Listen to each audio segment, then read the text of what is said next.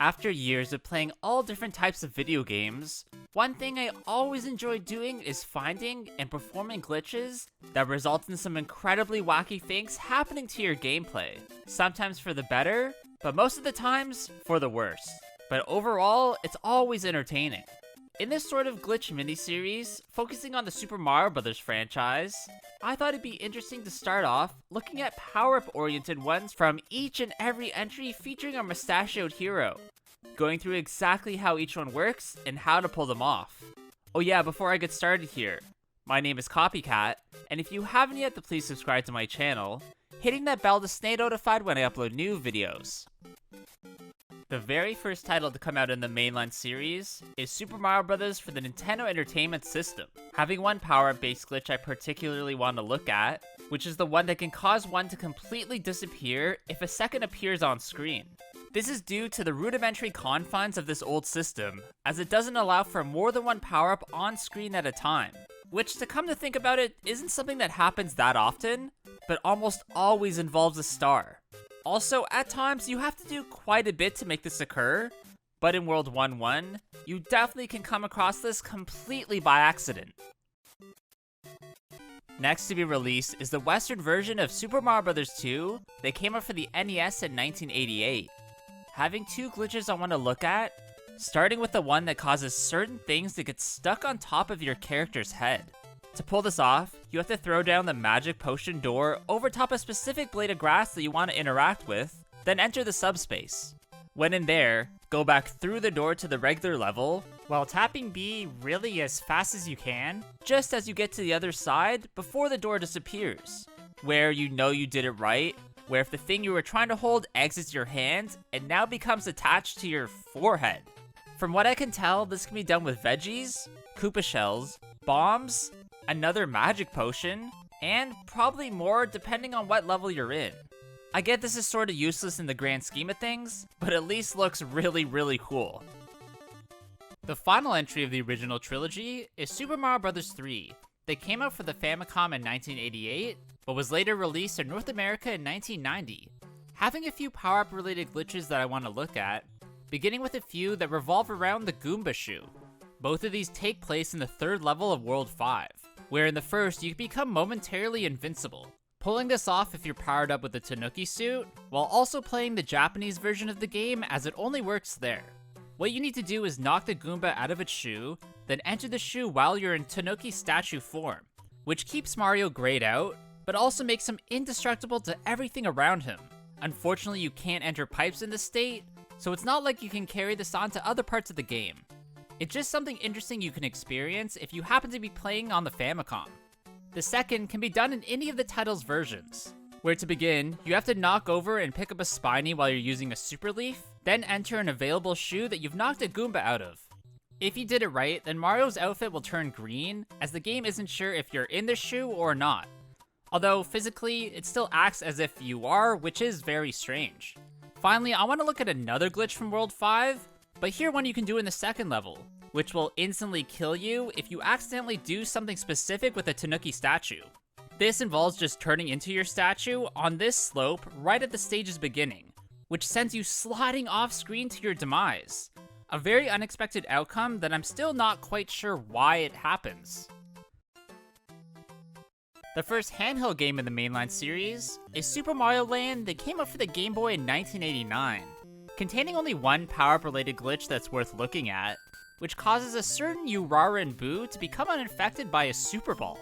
This is the specific one in the first level of the Muda Kingdom, where your first shot with the power-up will affect it, but any subsequent shots will travel right through it as if it wasn't there. This is not a groundbreaking discovery by any means. It just shows how broken some of these earlier games are, as most of them were already pushing the limits of that time. The next entry to be released is Super Mario World for the Super Nintendo Entertainment System. Having some pretty wacky glitches we're gonna show off, with the initial being a messed up key.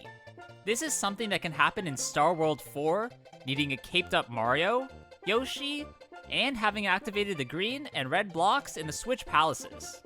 All you have to do is put the level's key into Yoshi's mouth, then quickly fly towards the green blocks, hitting each one on your way upwards.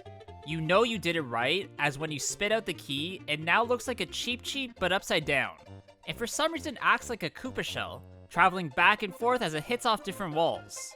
Something super crazy that looks incredibly trippy. Another glitch you can perform in this weird dinosaur land involves a teleporting fireball that can occur in Morton's Castle in Donut Plains. All you have to do is shoot your ball at this one spot at the top of the escalator, and you'll see that for some reason it teleports higher on the screen, which doesn't do much for you other than being surprising. Finally, I just want to talk about a glitch that involves power-ups and can soft lock your game, needing for you to restart your console as there's no way out of this state. This takes a bit of timing, as you have to have Yoshi, an item stored, and be in a level with a fruit, having to press select for the power-up to lower, then collecting it on the exact same frame you eat the fruit. Obviously you know you did it right if your game bricks up, causing everything to go still except Mario's outfit, which flashes for some reason. The only somewhat power-up related glitch from Super Mario Land 2 for the Game Boy is the one that allows you to bring the hippo level bubble into any other stage in the game. What you have to do is first complete the hippo level regularly, then return to it, and touch the bubble, but pause and exit on the exact same frame. If you did it right, which I won't lie, took me a long time to perfect, then if you enter any other place in the title, you'll get spawned with the bubble around you. Although, it's all glitched out as the sprites are messed up, but still works as intended. Again, I found this extremely difficult to pull off, as you have to be frame perfect with the bubble, but it definitely is easier to try out on the Switch because of the rewind feature. Otherwise on the Game Boy, it's almost impossible. Super Mario World 2, Yoshi's Island, the sequel/prequel to the SNES classic, came out for the system in 1995, with it having two glitches we're gonna look at, starting with one that puts Baby Mario into a glitched state. Doing this requires you to interact in a certain way with the vehicle transformation power-ups, having to ditch the baby off your back, then touch it as soon as its counter reaches 0. Instead of Mario being taken away, he's instead returned within his bubble, but now is corrupted in some way, being able to be collected like an egg, and hilariously, even being able to be used like one. The other I want to look at allows you to take giant eggs on to the next level, which usually is not allowed. Done if you go past the end goal ring and flick them upwards gently in the correct spot. Then if you complete the stage, the next Yoshi comes on screen, collects Mario, and if done correctly, will also pick up the egg, then with you being able to go into any other stage with it. This usually results in it looking like a glitched up collection of sprites that still does work normally as an egg. Although sometimes it also appears as intended, so I don't know exactly what that distinction is. The very first game in the series that's based within the 3D realm is Super Mario 64 for the N64. Having a handful of power-based glitches I want to mention, starting with the way that you can make a 1-up mushroom wig out. Usually when these shrooms are revealed from a secret spot, they hone in on Mario and twirl around him for a brief second before they're collected. However, if you duck while this process is taking place, then that isn't the case. Instead, they just circle endlessly around you as long as you remain crouched. Although, in this position, it's not like you can travel too far. Next, I want to look at a strange glitch that allows you to hold the wing cap in your hand and fly at the same time. Something that's not supposed to happen, but is an awesome sight to see. What you need to do is go to this red exclamation mark box in Bob-omb Battlefield, and hit it so that the wing cap falls down to the course's floor. Next, you have to wait until the cap's about to disappear, then trigger the red box again, collecting the original one and the new one essentially at the exact same time. You know you did it right if you literally see Mario holding this power-up cap instead of wearing it on his head. Being able to do everything normally, it just looks really weird. Another glitch that involves a power-up type thing and is very weird, so it's worth showing here, takes place in the tiny huge island course and involves messing with that level's Koopa. What you need to do is continuously punch the turtle out of its shell to cause it to slide down the hill until eventually reaching the water and becoming submerged. With perfect timing, you can jump on its shell and ride it underwater in an unintended state. Something that was actually a pain to pull off, as it's easily failable, but worth trying out for yourself as it looks really cool. Up next is another game based within the 3D realm, in Super Mario Sunshine for the GameCube, having two glitches that involve having to use Yoshi's power-up abilities. starting with one that causes your Dino Buddy to lock up in a weird position. This is super easy to do, as you just have to ride Yoshi, then do a spin jump while spraying his goo outwards at the same time. All while this is happening, you then just have to jump off his back while in midair, where you can see that Yoshi is put in a perturbed stance that sort of looks a bit inappropriate, if you know what I mean. The second glitch is a bit more complicated, but involves using your Dino Buddy for a vital step of it, which in the end, lets you reach high up into the sky of Pinna Park. First, you just have to find the right fruit for Yoshi, hidden along the beach, and bring it to his egg to hatch him. Next, you have to ride Yoshi towards the Monty Mole so he begins to throw bombs instead of bullet bills, moving around not interacting with anything until 4 total are on the stage. Then, you have to spray all 4 of the bombs so that they turn into platforms, allowing the mole to throw a 5th one out. Finally, spray that 5th bomb while picking it up almost immediately, or else it will disappear, where you know you did it right if you begin to move in an erratic fashion. This can be strung together with triple jumps, so that you can literally travel upwards all the way to the level's top, making your ascent downwards when you finally want to stop pretty epic. Nintendo would eventually return the series to its 2D roots with the release of New Super Mario Bros. For the dual screen system, where I want to go over a handful of glitches that involves using the Mega Mushroom, starting with the way you can store it.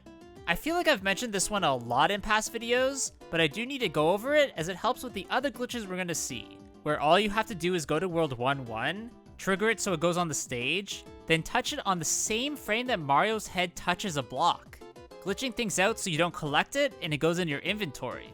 This is very convenient, as otherwise you can really only get them from Toad houses, so keep that in mind if you can't pull this one off for some reason. One place you can use this power-up is during the final cutscene when you defeat Bowser and rescue the princess, where if you just trigger the switch on the same frame you collect the power-up, then you seemingly grow once the game's over. This is just purely visual, as it doesn't affect the gameplay, and really doesn't do much other than, look kinda weird. Next is what happens when you collect the shroom while bouncing on the mushroom trampoline platforms, which oddly stunts your character's growth. This doesn't change your hitbox, as you can still go on a destructive rampage, albeit in a bit of a diminutive size. Finally is a glitch in World 7-4 that can only be performed in the game's challenge mode, where if you use the shroom on this platform, then walk past the goal, you can actually complete the stage but die in the process. This has something to do with the game's weird scrolling limitations that really messes things up, as clearly the game was not intended to be played this way, so of course there's going to be some glitches. Next to come out is the Super Mario Galaxy Space Wii title, where I want to begin looking at a glitch that allows you to fly as a bee, but underwater. This can only be done in the Silver Stars mission of the Sea Slide Galaxy, needing to grab the Koopa shell at the stage's start, then angle yourself so that you can throw it towards the bee shroom.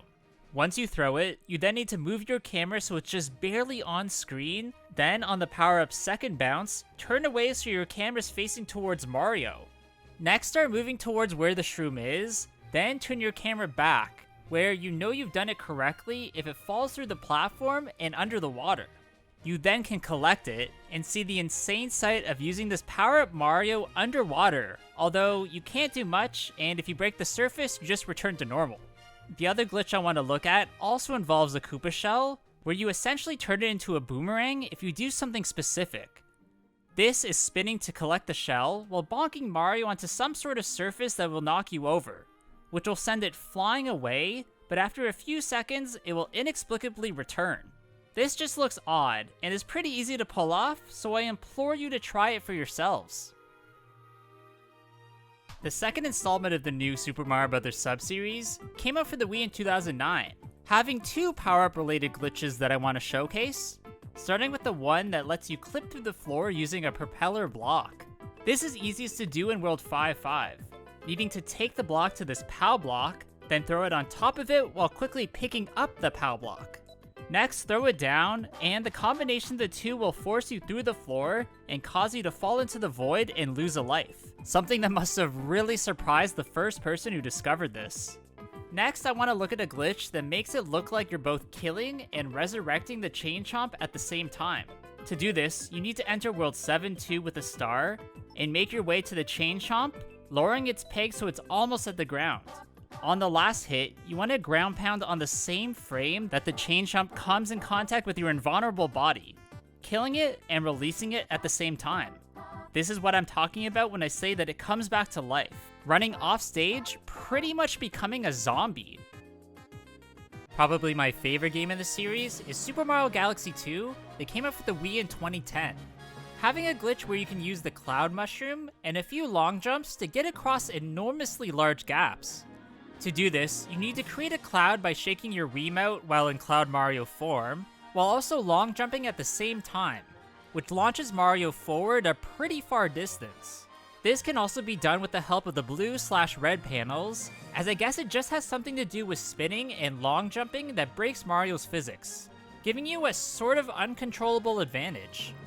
Next is a glitch that allows you to clip through the wall of the Honey Bloom Galaxy, getting you to a place you unfortunately can't do much in.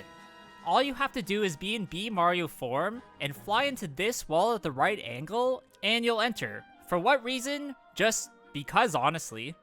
The last is one that involves being able to cause Mario to become still in his rock form, something that is not supposed to happen, as in that state, you're supposed to be out of control.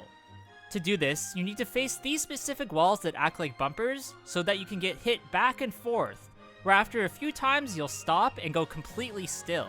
It did take me a few tries to do this properly, as you can angle yourself slightly wrong and just go off flying into the void, so definitely be prepared to lose a few lives.